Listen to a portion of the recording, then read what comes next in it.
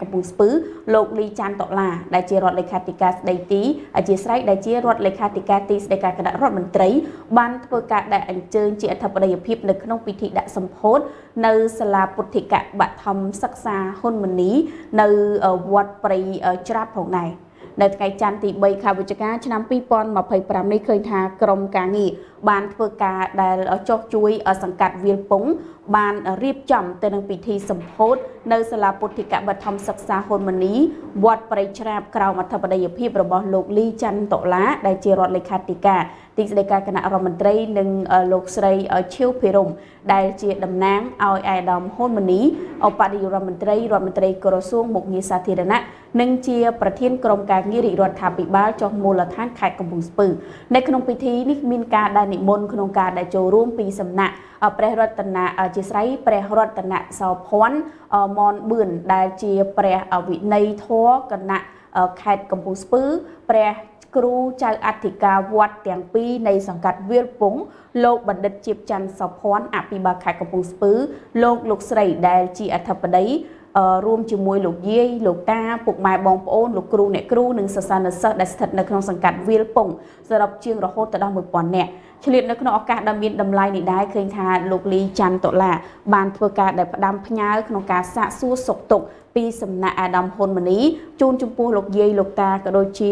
ពូអ៊ុំមីងមៀននិងបងប្អូនប្រជាពលរដ្ឋលោកគ្រូអ្នកគ្រូដែលជាសិស្សានុសិស្សរួមជាមួយនឹងបងប្អូនប្រជាពលរដ្ឋនៅក្នុងសង្កាត់វាលពងទាំងមូលជាពិសេសបានធ្វើការដែលផ្ដាំផ្ញើនៅពាក្យរបស់ឯកឧត្តមចំនួន2ឃ្លាគឺខ្ញុំមិនខ្ជិលដាច់ខាតនិងធ្វើអ្វីធ្វើឲ្យល្អជាទីបំផុត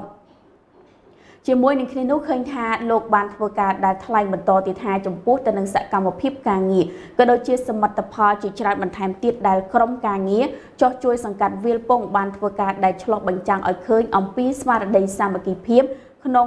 ក្របខ័ណ្ឌនៃសង្កាត់វាលពងលោកបានធ្វើការបន្ថែមទៀតថាចំពោះការដែលសាងសង់នៅសាលាពុទ្ធិកបឋមសិក្សានេះគឺក្រោមគំនិតនៃការឯកភាពនិងគាំទ្រពីសំណាក់អាដាមហ៊ុនម៉ាណីនៅក្នុងនោះទោះបីជាសកម្មភាពរបស់ក្រុមការងារចុះជួយសង្កាត់វាលពងបានច្រើនលើវិស័យអប់រំទាំងផ្នែកអាណាចក្រក៏ពិតមែនក៏ប៉ុន្តែក៏ត្រូវធ្វើការគិតគូរទៅលើវិស័យនៃការអប់រំផ្នែកពុទ្ធិចក្រដូចគ្នាផងដែរនៅក្នុងការបណ្ដុះបណ្ដាលនៃការអប់រំផ្នែកសាសនាគឺជាការចូលរួមចំណែកនៅក្នុងការដែលបង្កើនទៅនឹងធនធានមនុស្សដែលជាគោលនយោបាយរបស់សម្ដេចអគ្គមហាសេនាបតីតេជោហ៊ុនសែនរយៈពេលជាង30ឆ្នាំមកនេះដែលត្រូវបានបន្តដោយសម្ដេចមហាបវរធិបតីហ៊ុនម៉ាណែតនាយករដ្ឋមន្ត្រីនៃកម្ពុជានៅក្នុងដំណើរការនៃការសាងសង់សាលាពុទ្ធិកបឋមសិក្សានេះដែលមានការចូលរួមជាថវិកាពីសំណាក់ក្រុមការងារចុះជួយសង្កាត់វាលពងនិងសប្បុរសជននានារួមទាំងបងប្អូនប្រជាពលរដ្ឋនៅក្នុងសង្កាត់វាលពងជាច្រើនរូបបន្ថែមទៀត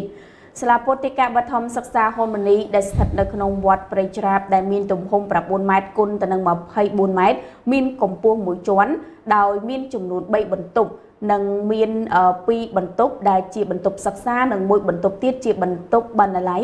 ដោយចាប់ផ្ដើមក្នុងការសាងសង់កាលពីថ្ងៃទី1ខែមករាឆ្នាំ2025បញ្ចប់នៅក្នុងថ្ងៃទី9ខែកញ្ញាឆ្នាំ2025ក្នុងការដែលចំណាយថវិកាសាងសង់សរុបមានចំនួន $49,034.96 ដុល្លារសហរដ្ឋអាមេរិកជាមួយគ្នានេះឃើញថាឯកឧត្តមជាបច័ន្ទសុភ័ណ្ឌបានធ្វើការចូលរួមនៃការឧបត្ថម្ភនៅកុំព្យូទ័រចំនួន1គ្រឿងថវិកាចំនួន8លានរៀលសម្រាប់ការរៀបចំការិយាល័យផងដែរគូបញ្ជាក់ថានៅក្នុងពិធីនេះគឺបានធ្វើការដែលជូនជាវត្ថុកំដរដៃជូនចំពោះអ្នកចូលរួមដូចជាតាជីយាជីសរុបមានចំនួន25នាក់ក្នុងម្នាក់គឺទទួលបានខោចាអធិស្ឋានតាជីសរុបចំនួន25នាក់ក្នុងម្នាក់ទទួលបានខោខ្មៅមួយនិងអាវសមួយចំណែកឯយាជីសរុប25នាក់ក្នុងម្នាក់ទទួលបានសំពត់ខ្មៅមួយនិងអាវសមួយលោកគ្រូនៃសាលាបឋមសិក្សាទាំង9លោកគ្រូនៃវិទ្យាល័យវាលពងលោកគ្រូពេទ្យនៃមណ្ឌលសុខភាពដំណាក់ស្មាច់មន្ត្រីនគរបាលសង្កាត់វាលពងប្រជាការពារសរុបចំនួន237នាក់ក្នុងម្នាក់គឺទទួលបានខ្សែក្រវ៉ាត់ចំនួន1អ្នកគ្រូនៃសាលាបឋមសិក្សាទាំង9អ្នកគ្រូនៃវិទ្យាល័យវាលពងអ្នកគ្រូនៃមណ្ឌលសុខភាពដំណាក់ស្មាច់សរុបមានចំនួន64នាក់ក្នុងម្នាក់ទទួលបានកាបូប1និងកម្មា1ឃើញថាយុវជនកក្កបាត់ក្រហម រួមជាមួយនឹងកាយរដ្ឋសសយកនិងសសានសិស្សសរុបមានចំនួន